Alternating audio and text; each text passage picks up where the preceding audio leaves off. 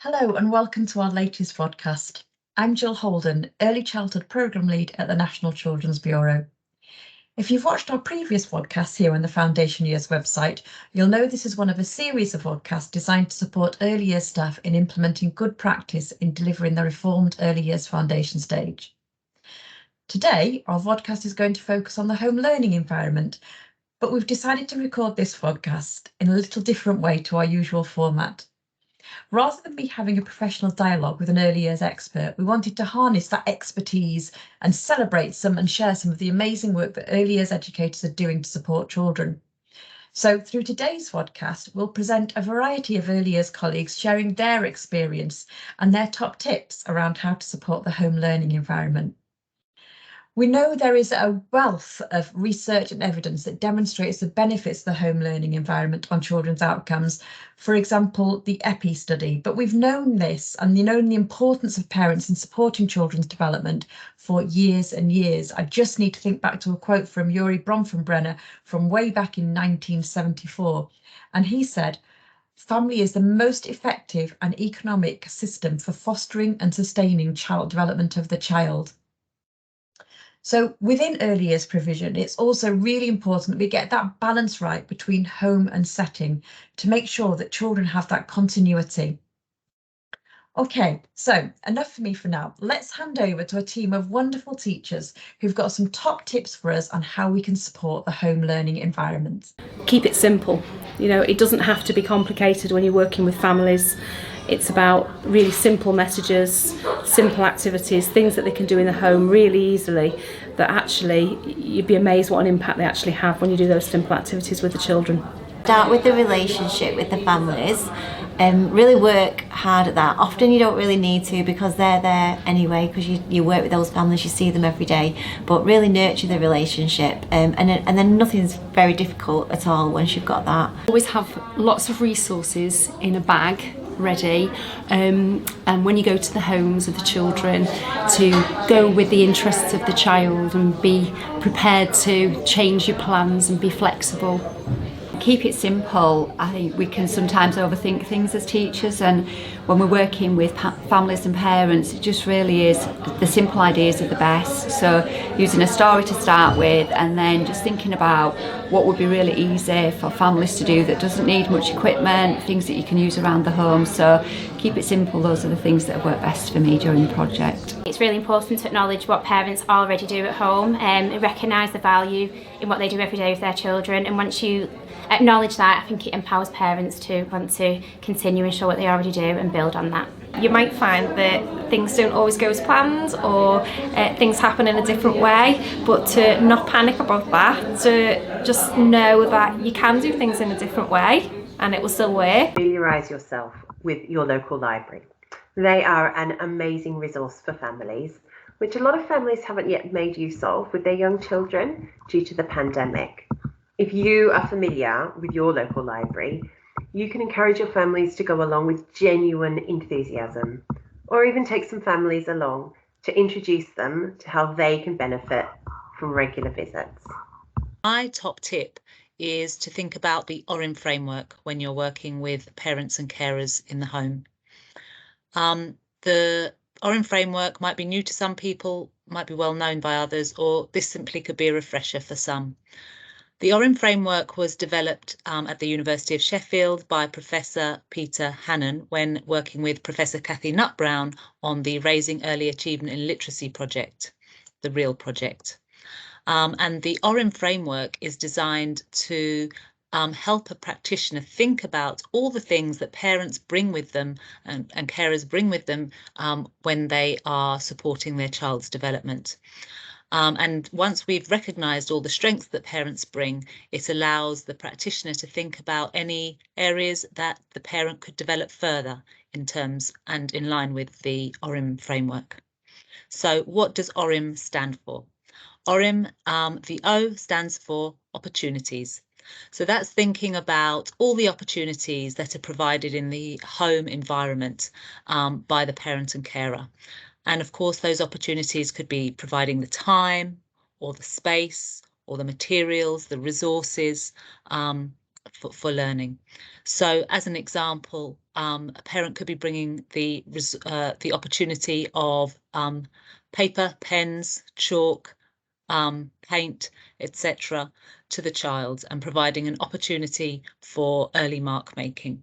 They're also providing the opportunity of going to the shops and all the potential enriching experiences that brings, cooking together and all the enriching experiences that brings. So parents provide the opportunities, and practitioners can potentially help parents see those day-to-day activities as an opportunity for learning. The R in ORIM stands for recognition. So that's recognising a child's developmental stages and recognising them moving from one developmental stage to another. And of course, celebrating that and potentially praising that. So an example could be in early mark making or those first scribbles, and helping a parent or carer understand that those first scribbles are a really key first step in early writing. And that therefore the parent could be really celebrating and praising and encouraging the child to do more of that, recognising that first scribble is a really key part of supporting your child's first steps into writing. And helping a parent understand that recognition is important is a key part of supporting the home learning environment. The I in ORIM stands for interaction, and of course those parent-child parent-child interactions are so important.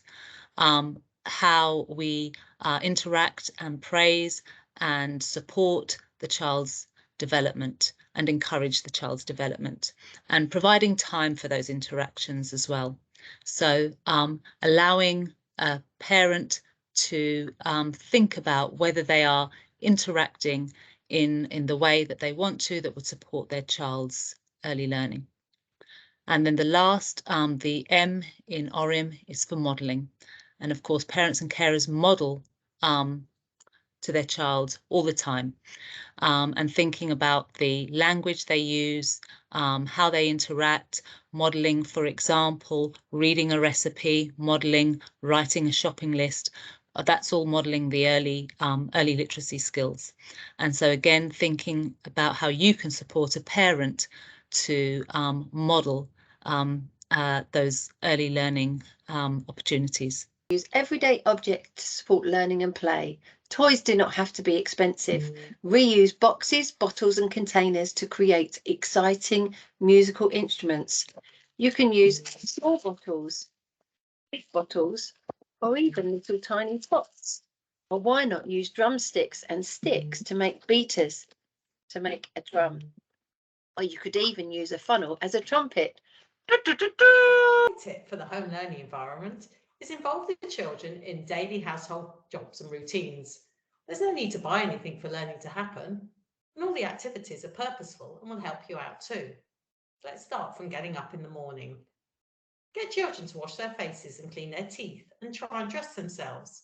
What order do they need to put their clothes on? Get them helping to make the bed. Meal times. Get the children involved in getting the food ready. For example, pouring out their cereal, pouring the milk, washing the vegetables, cutting them up, mixing ingredients in the bowl. Get the children getting the plates and cutlery ready for each member of the family. Get them to help clear away afterwards. Cleaning. Get the children involved in dusting and hoovering and cleaning windows. Tidying up their room and toys. Have boxes to put things in. Make it into a game. Can you put your toys away in 30 seconds? Laundry. Get the children sorting out the washing. They can match the socks or sort the washing out for each member of the family, or even sort everything by colour, size or type. Shopping. Before going to the shops, make a list together. On the way to the shops and on the way back, talk about what you see. Can you see the blue car? Can you see the bus? Is that the bus that we need to get? Can you see the supermarket? What must we do at a zebra crossing or at the traffic lights? And when you're in the shops, give the children specific things to find and put in the trolley. Bedtime, or in fact any time of the day, share stories, make up stories together and sing songs. Through these activities, children will be developing their independence and self-help and physical skills, and their communication, language and early mathematical and literacy development will be supported. Put messy play in the bath. That way you can contain your mess. And you can use things like bath crayons. This crazy soap, which is lots of fun and very safe for young hands and mouths, or even use some corn flour. Have fun mark making. As we've seen, and as I'm sure you're all already aware, it doesn't have to be costly to support children's learning. There are loads and loads of low cost, no cost activity ideas that we can share with parents. So as at the end of this podcast, we'll share a list of places that you can find some examples. So things like that might be the Hungry Little Minds website or BBC's Tiny Happy People, as well as a big variety of other charities and organisations. So look out for those links at the end. At NCB, we're really proud to share our Making It Real programme. So REAL stands for Raising Early Achievement in Literacy, and the programme's based on an evidence-based approach to improve outcomes for young children, and that's focused on the original REAL study of Kathy Nutt-Brown and Peter Hannon at the University of Sheffield. The programme supported early years providers across the UK and in the Channel Islands to help parents be more confident in helping their children's development. Making It Real uses a framework called ORIM, and that stands for Opportunities, Recognition, Interaction and Modelling, which is based on the idea that there are 4 main ways in which parents and their children help their children's literacy development. I found that parents have had an increased confidence and knowledge of how to support their children and recognise the value in their everyday interactions and how they can really support their child's learning and know that they have the biggest impact. There was an almost immediate impact in their well-being and their happiness to come in because we built those relationships and they've seen you at home and they've seen you and their parents in their home place, you know, interacting with each other and being friends as they see it. And then kind of more longer term, it's those children's confidence, I would say, was stronger in school as well as outside of school. The fact that they've got that relationship with you, so those relationships really, I would say, are the biggest thing for me. If I think about one little boy in particular, his mum was very, very anxious, really worried that she wasn't doing the right things and that he wasn't speaking properly, and I've just been able to reassure her that everything she was doing was amazing. And as he's gone into year 1, I've had a message from her this week actually to say that he just brought home a certificate for being Star Reader of the Week, and she was just so thrilled and sent me a picture of him holding the certificate. So the impact on individuals and particularly on parent confidence has been amazing. I've seen families gain confidence with literacy and to really be empowered to help their children grow in literacy. I think of a child specifically in my class, a little girl, and the relationship between her and her mother was really good anyway, but I know that mum did sometimes struggle at times keeping her occupied. And when I saw the interactions and the support happen, like there was just advice from the teachers and props and resources to use, I could see mum, I could see a confidence grow, and I could see the relationship build between her and her daughter. She was on her own with her, and I think that just having a support network and having the confidence to do things just makes her feel like she's doing a really good job, which was amazing to see. Finally, before we end the vodcast, I'd like to introduce Laura Gregory. So Laura's from Edgehill University, and she's going to talk to us about a piece of work they're doing to support their students to develop their knowledge, understanding and practice for supporting the home learning environment. Before becoming a lecturer, I spent 18 years working with families in early years education, and I'm passionate about the difference that supporting the home learning environment can really make. My home learning top tip would be to make the most of everyday learning opportunities. Parents and carers shouldn't feel that there's a huge time constraint or that there's a monetary aspect attached to supporting the children's learning at home. It's about simple things such as sharing a book together, inviting their child to write the shopping list with them, or pointing out sights, sounds and symbols as they take a walk. All of these things have an influence. The EPI research of 2004 set out a number of little or no cost activities that could be undertaken in the home learning environment that were proven to make a difference. With acknowledgement from research and the government that home learning has such an impact on children's learning, and the latest EYFS statutory framework stating that we must seek to engage and support parents in guiding their children's development at home. There are a number of useful sources of information and support set up for you to use for inspiration, such as the Hungry Little Minds campaign. Finally, thank you again to all the awesomely wonderful early years colleagues out there. Keep doing what you're doing to support our youngest children. Don't ever forget that every interaction you have makes a difference. Go make a difference. Keep doing what you're doing. Thank you for watching and take care. Bye bye.